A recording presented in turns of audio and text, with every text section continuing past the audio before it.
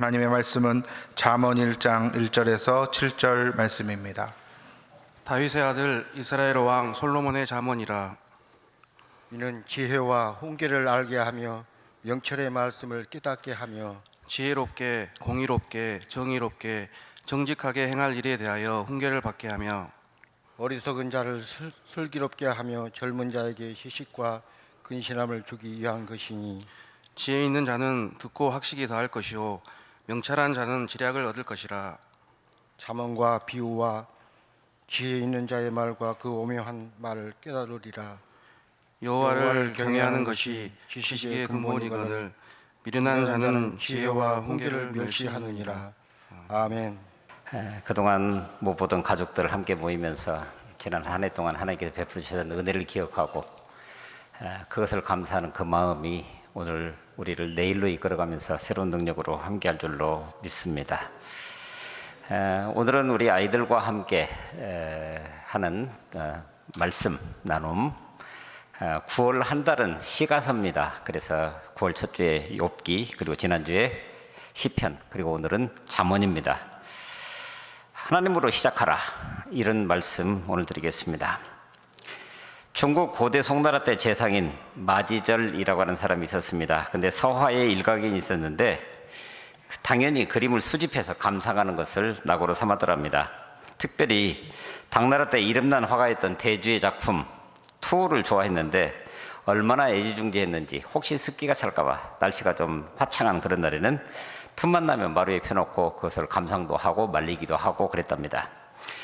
근데 그러던 어느 날 한 농부가 소작류를 바치러 왔다가 먼 발치에서 그 그림을 보고 자기도 모르게 피식하고 웃고 말았습니다. 이것을 본 마지절이 농부에게 화를 내면서 이 그림은 당나라 대가인 대주의 작품이다, 니까짓 게 뭘 안다고 함부로 웃는 거냐. 그러자 농부는 고개를 조아리면서 조심스럽게 이렇게 얘기를 했습니다. 저 같은 농사만 짓는 농부가 뭘 알겠습니까? 다만 농사를 짓다 보니 소를 많이 키워봤고 다뤄봤는데 근데 그 그림이 좀 이상해서 그랬을 뿐입니다. 그래서 마지절은 궁금해서 농부에게 물었습니다. 도대체 뭐가 이상하단 말이냐? 그러자 농부는 이렇게 대답했습니다. 소는 싸울 때 뿔로 상대편을 받으며 공격하지만 그때 꼬리는 바짝 당겨서 사타구니에다가 끼웁니다. 아무리 힘센 청년이라도 그 꼬리를 끄집어낼 수 없을 정도로 단단하게 그렇게 고정을 합니다. 그런데 이 그림을 보니 소들이 서로 싸우고 있는데 꼬리를 치켜 올려놓고 싸우고 있는 걸 보니 말이 되지 않아서 웃었을 뿐입니다. 이 말을 들은 재상 마지절은 농부에게 말했습니다. 대주는 이름난 화가이지만 소에 대해서는 너무나 몰랐구나. 이 그림을 애지중지한 내가 부끄럽다. 여기 한 농부처럼 오늘 우리는 인생을 살아가면서 한평생 농사를 지어온 오랜 삶의 경험을 통해서만 알 수 있는 그런 것들이 있는 법이죠. 그게 전부는 아니라고 할지라도 적어도 삶의 경험을 통해서 얻어지는 지혜라고 하는 것입니다. 언젠가 한번 말씀드린 적 있죠? 연세 지긋하신 한 백발 어르신이 요새 젊은 세대들을 보면서 한마디 툭 던졌습니다. 너 늙어봤니? 나 늙어봤다. 너 늙어봤니? 나 늙어봤다. 살아온 인생이 말해주는 게 있다라고 하는 거예요. 살아온 인생이. 무엇보다도 특별히 믿음을 가지고 여기까지 오다가 보니까 나도 모르게 내가 살아보니까, 믿음으로 살아보니까 이렇게 말하게 되더라, 그 얘기죠. 오늘은 솔로몬의 잠언입니다. 오늘 본문 1절을 보게 되면은 다윗의 아들 이스라엘 왕 솔로몬의 잠언이라 이렇게 말합니다. 그런데 구태여 등장하는 두 인물, 다윗은 도대체 누구이고 또 솔로몬은 누구입니까? 우리가 잘 아신 대로 하나님의 마음에 합한 사람 다윗, 그리고 지혜의 왕 솔로몬. 그렇다고 한다면 바로 그런 배경을 가지고 이 잠언을 말하는 것은 그만한 이유가 있을 거라는 거예요. 잠언의 이 부분은 잠언 31장 전체의 서론 역할을 하는데 지혜의 왕으로 알려진 솔로몬이 왜 이 책을 기록했는지 그 이유를 설명하고 있습니다. 그리고 지혜와 훈계를 통해서 바른 길을 가도록 권면하는 것이 잠언의 목적이라고, 무엇보다도 아들아 하면서. 그래서 5절 6절을 보면은 지혜 있는 자는 듣고 학식이 더할 것이고 명철한 자는 지략을 얻을 것이라. 잠언과 비유와 지혜 있는 자의 말과 그 오묘한 말을 깨달으리라. 깨달아 알면요, 그 다음은 삶으로 살아내게 되어 있는 거죠. 특별히 오늘 본문 4절을 보게 되면은 젊은 자에게 지식과 근신함을 주기 위한 것이니 라고 이야기를 합니다. 그리고 말씀드린 대로 잠언 곳곳에서 아들아 라고 이야기를 하면서 사랑하는 아들에게 뭔가를 주고 싶은 부모의 마음을 있는 그대로 드러내 보여주고 있습니다. 사실 젊은 세대들 경험이 부족하기 때문에 시행착오가 참 많습니다. 물론 시행착오를 통해서 배우기도 하지만 그렇다고 모든 경험을 그렇게 다 해보고 때때로 실패도 해가면서 배우기에는 인생이 딱 한 번뿐이라는 거예요. 그리고 그 인생이 너무나 짧다라고 하는 겁니다. 그래서 오늘 본문의 저자인 솔로몬이라고 하는 이 인물은 꼭 젊은이가 아니라도 무엇이 바른 길인지 어떻게 해야 패망에 이르지 않는지 알아야 한다라고, 그러므로 무엇보다도 중요한 지혜를 깨우치려는 것이 바로 잠언을 기록한 이유라고 오늘 우리에게 이야기를 하고 있는 겁니다. 그러면 그 지혜의 핵심이 뭐라고요? 오늘 보면 7절은 이렇게 말합니다. 여호와를 경외하는 것이 지식의 근본이거늘 미련한 자는 지혜와 훈계를 멸시하느니라. 자, 여러분, 여호와를 경외한다는 것이 뭔데? 그것이 지식의 근본이라고 얘기를 하는 겁니까? 여기 지혜에서 가장 중요한 것은 여호와 하나님을 경외하는 것이라 말하는데, 문자 그대로 풀자면은 공경정자에다가 두려워할 외자를 씁니다. 하나님을 공경하는 것과 하나님을 두려워하는 것이 하나로 엮어져 있는 거예요. 이게 현실적으로 가능합니까? 그런데 그 다음에 미련한 자는 지혜와 훈계를 멸시한다고 그랬습니다. 그럼 지혜와 훈계의 근원이 여호와 하나님을 경외하는 것인데, 바로 멸시하지 않는 것, 하나님을 가볍게 여기지 않는 것, 그런 의미로 이야기를 하는 것일 것입니다. 그러니까 결국 하나님을 두려워한다라고 할 때 무서워하고 피하자는 바로 그런 말은 아니라고 하는 것입니다. 그래서 유진 피터스는 자신이 번역한 메시지 성경을 통해 보면은 이것을 이렇게 해석합니다. 하나님으로부터 시작해라. 하나님으로 시작해라. 그러면 끝은요? 하나님으로 마무리 지어야 되죠. 우리 인생이라고 하는 것이. 그러면 그 인생의 시작과 끝까지 가는 그 과정은요, 마찬가지로 하나님으로 그 과정을 삶으로 살아내라, 그 얘기죠. 그래서 그 다음은 이렇게 말합니다. 지식의 첫 걸음은 하나님께 엎드리는 것이다. 어리석은 자들만이 지혜와 지식을 업신여긴다.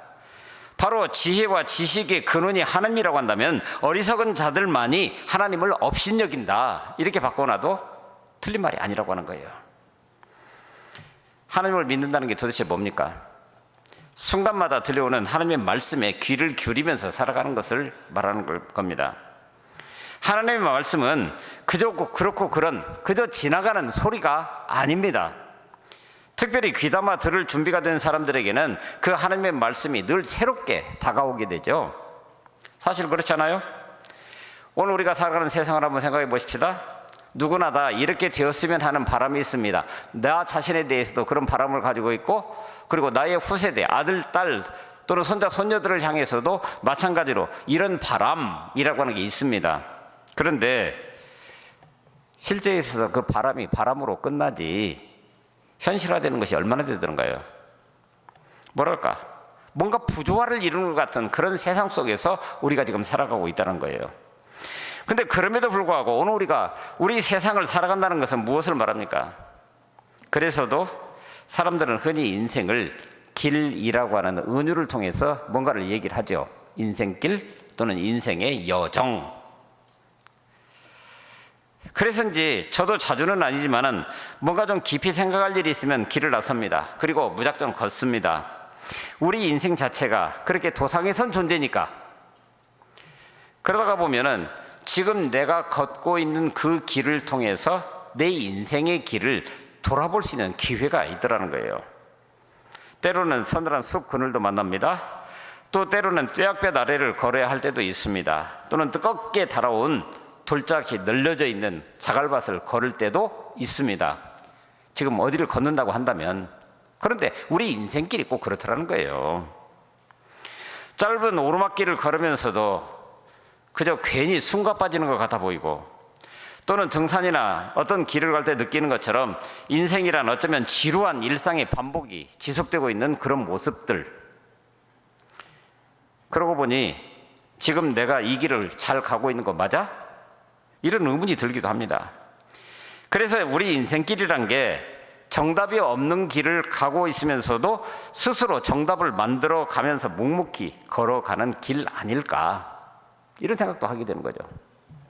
그래서 얻는 결론, 여하튼 오늘 우리는 길을 걷는 사람인데, 그러나 그렇다고 할지라도 분명한 지향, 방향, 그래서 그곳을 잃지 않고 가기 위해서는 우리 삶에 그때그때 필요로 하는 이정표가 있다라고 하는 거예요. 있어야 한다라고 하는 거예요. 제법 나이가 들고 많은 경험과 지식을 갖춘 것 같아 보이는데도 가끔씩 길을 잃는 경험들, 저나 여러분 다 마찬가지로 할 겁니다. 그럴 때 떠오르는 게 뭐죠? 혹시 부모님 아닐까요? 우리가 가고 있는 이 길을 먼저 가신 그런 분들이니까. 그러니까 오늘 우리 한국의 특수한 상황은 아니겠지만은 어느 나라나 할 것 없이 어떤 명절이 되면은 민족이 대이동을 합니다.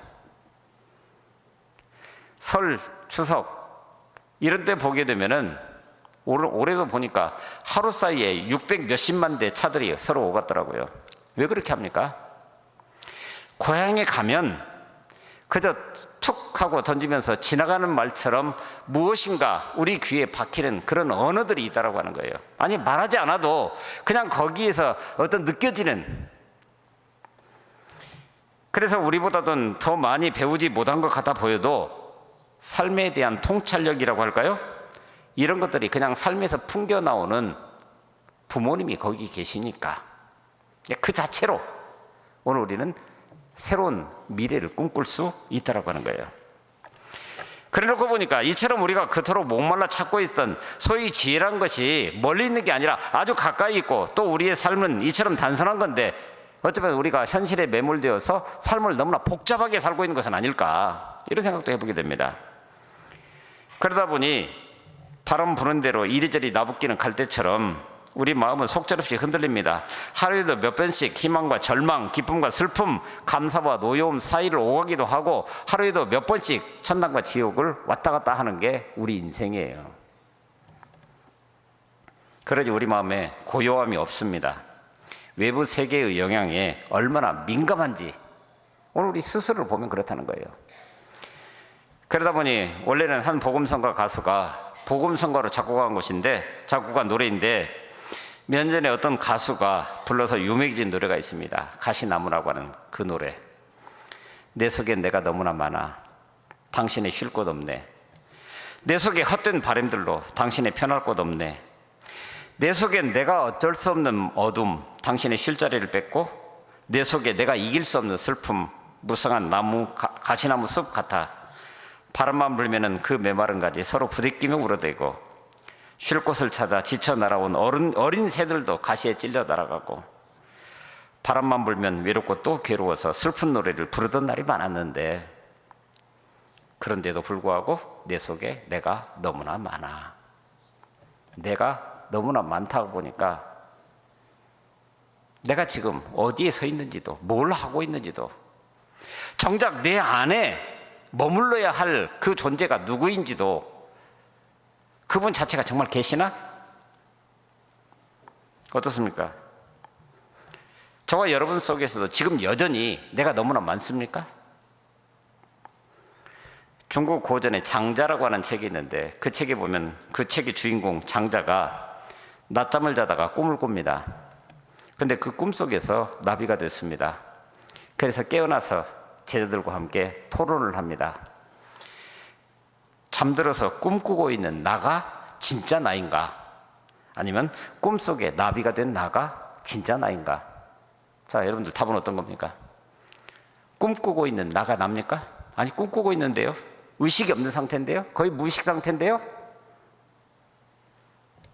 그러면 꿈속에 나비가 된 나가 납니까? 그건 꿈인데요? 그럼 뭐예요, 나는? 그래서 옛사람은 어딘가에 집착하지 않고 마음을 쓸 수 있어야 한다라고 이야기를 했습니다. 하지만 이게 어디 쉬운 일입니까? 오늘 우리는 우리 세상을 내가 보고 싶은 대로 바라보는 거예요. 내가 듣고 싶은 대로 듣는 거예요. 수많은 소리가 들림에도 불구하고 그 속에서 내가 듣고 싶은 이야기.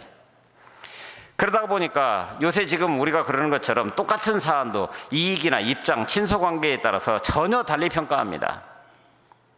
그리고는 그 생각 자체를 바꾸려고 하지 않아요. 아무리 눈앞에 진실이 이거다라고 이야기를 해도 내 나름대로 다시 해석해버립니다. 그러니 누가 감히 나는 언제나 공정하다라고 이야기할 수 있겠느냐라고 하는 거예요. 그렇게 우리 마음이 흔들린다는 겁니다.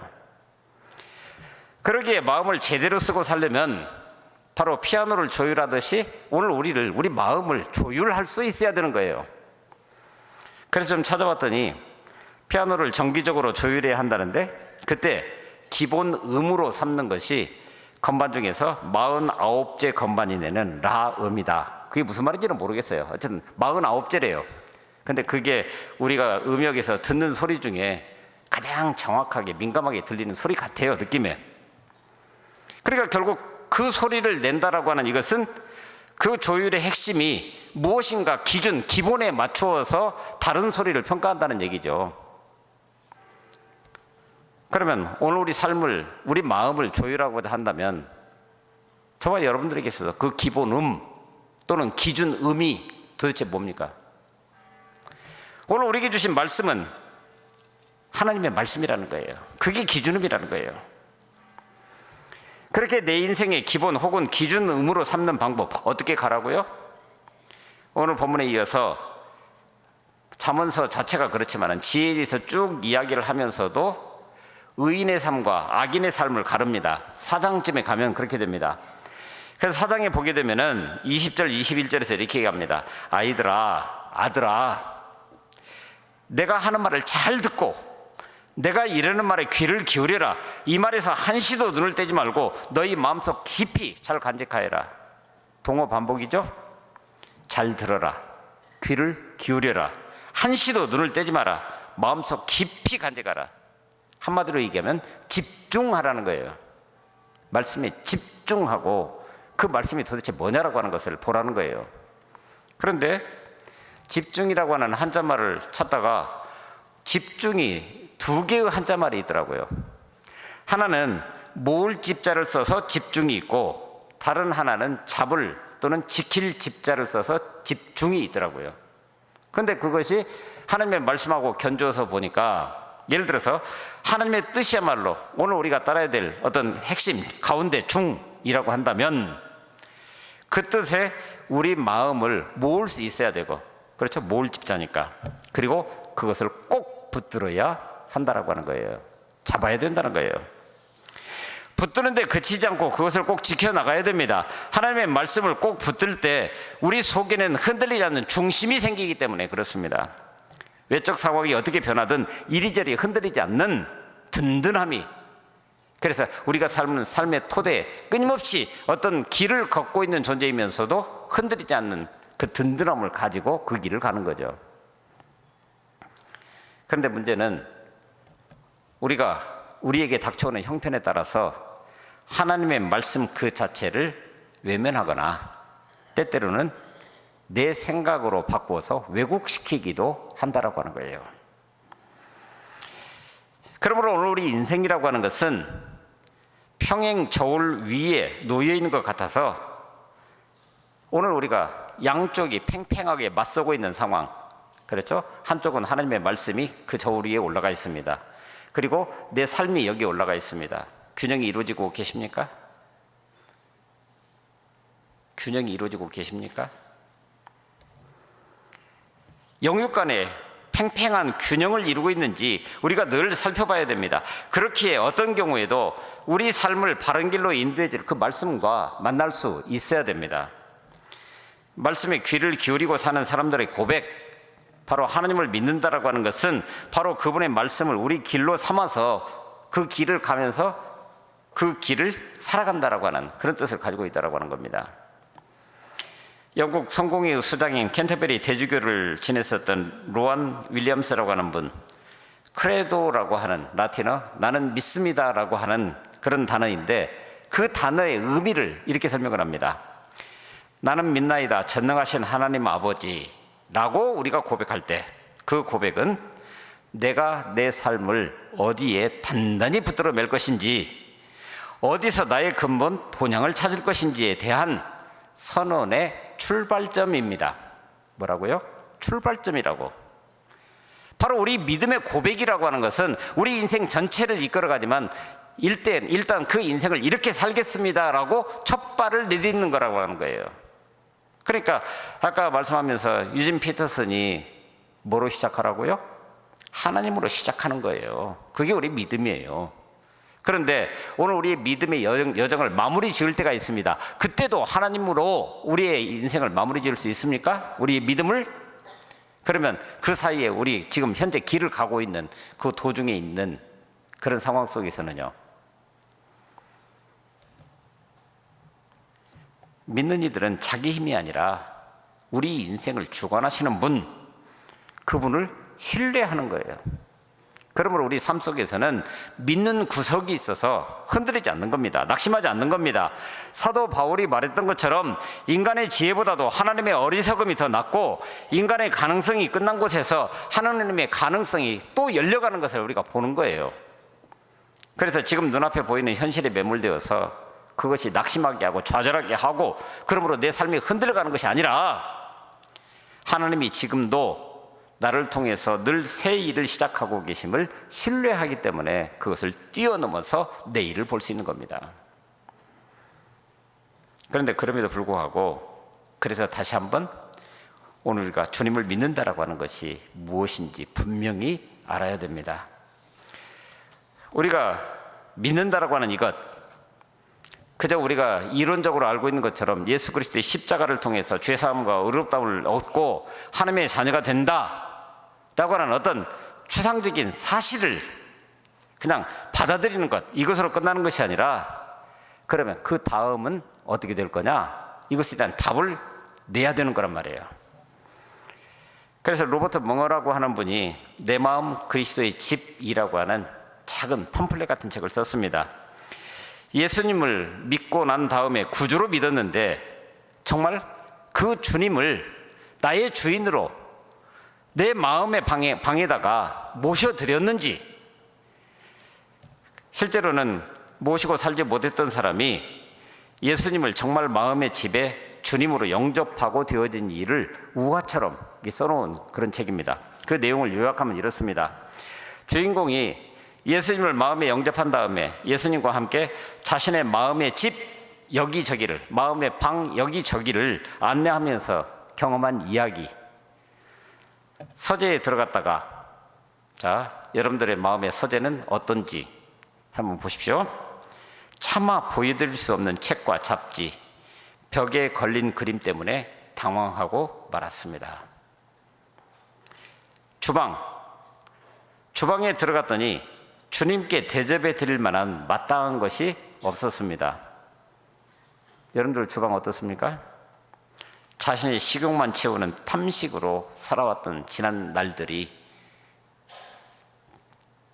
그 주방에서 그걸 떠올리게 됐다라고 하는 거예요. 거실에서는 늘 아무렇게나 보았었던 텔레비전 프로그램, 정작 주님과 함께 볼 수 없는 텔레비전 프로그램을 보고 살았음을 깨닫게 됐습니다.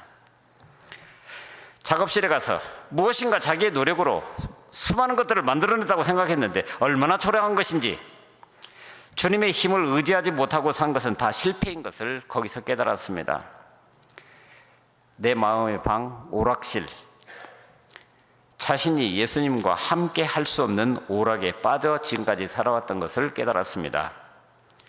더군다나 친구들과 놀러 가면서 도무지 예수님을 모시고 갈 수 없는 그런 곳에도 갔었던 것을 보게 됐습니다.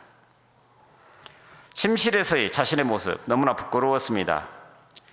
직접적인 것은 아니라 하더라도 성적으로 문란한,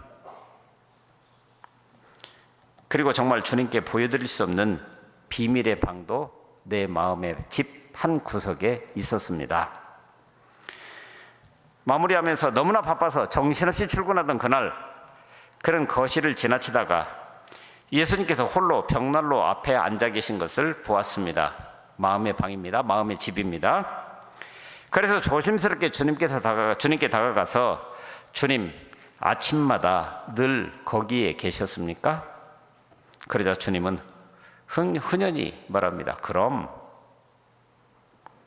그 말씀에 너무나 부끄러웠다고 했습니다. 주님을 손님처럼도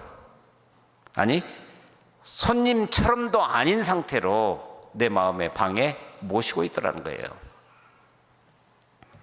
이 책에서 로버트 멍어는 이제라도 우리의 마음을 예수님의 소유가 되게 하라고, 나를 내려놓고 내어드리고, 그리고 내 마음의 집의 주인이 나의 주님이시고, 그리고 나는 거기에 초대되어서 간 사람으로 살아가라고.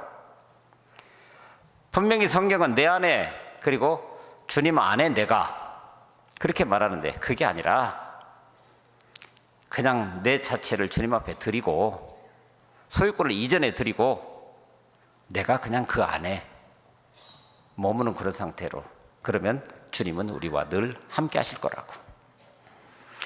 그래서 우리는 자신이 지혜의 말씀대로 살아가고 있는지, 말씀의 경고에 귀를 기울이고 있는지 늘 확인해 가면서 내 삶을 한 번쯤 점검해 볼 수 있어야 됩니다. 당장은 자기 마음대로 사는 것이 좋아 보이고, 그래야 현실적인 삶 가운데서 이익을 얻을 것 같겠지만, 하나님으로 시작하고 그 말씀을 잘 따르는 것이 하나님으로 마무리 지을 수 있는 우리 인생의 성공이라고 하는 길을 만들어가는 지름길이라는 거예요. 그러기 위해서 과연 오늘 우리에게 허락하신 모든 것들을 통해서 어떻게 살아가고 있는지, 이 시간 여러분들과 함께 머리에서 발끝까지 우리 몸으로 드리는 기도로 기도하겠습니다.